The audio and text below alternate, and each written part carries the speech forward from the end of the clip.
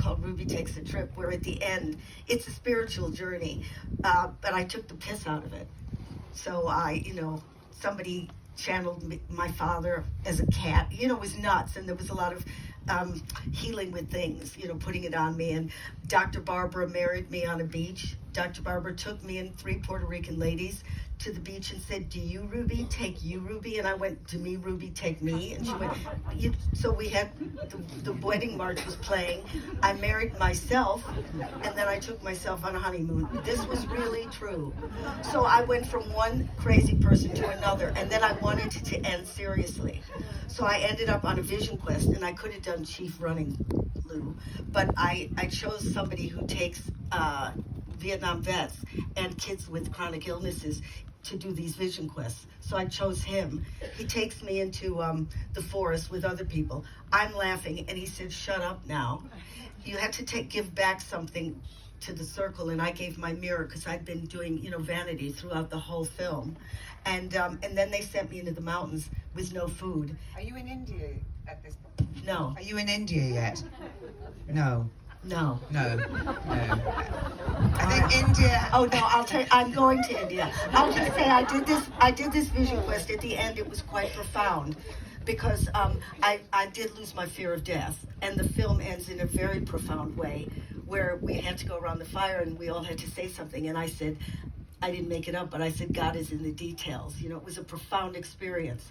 So Goldie Hawn saw that and said, "I'm going to hire you and Jennifer Saunders to write that story, and it'll star me, Goldie," right? So we said, it's a documentary. It happened by accident. That's why it's interesting. If you write it in a script, it's schmaltz. It's Pat. And she said, "And also, girls, I'd like to have a love story in it." And I said, "Goldie, you're 50. Nobody falls in love at 50. Little did I know that's when it starts cooking." So she takes Jennifer and I to India. And Jennifer and I ended up kind of her luggage carriers. And Goldie wanted it to be profound, so she made us meet people.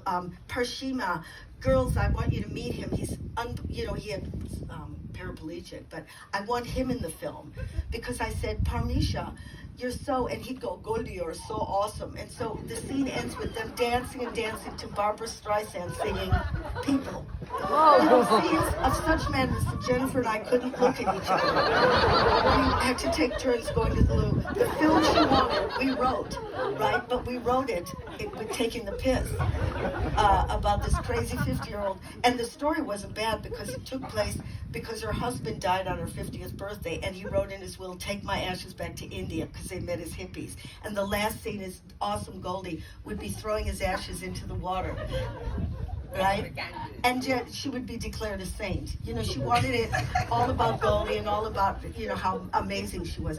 So we took the complete piss, and we never heard from her again. She jumped it. And we wrote a brilliant script. This fucking lunatic actress who's on her last legs. And she hires 2 comedy writers, like an idiot, who are going to take the piss out of her. And that would be the great story. The last legs, and wants to be a saint because she's lost her job in Hollywood. Okay, so there's a lesson in that answer, which is don't piss her off. She seems like kind of cute. No, I love Goldie. She evolved, but at that point it was a lot of chain smoking and taking a lot of vitamins. She was orange from taking the vitamin C, shaking and doing meditation.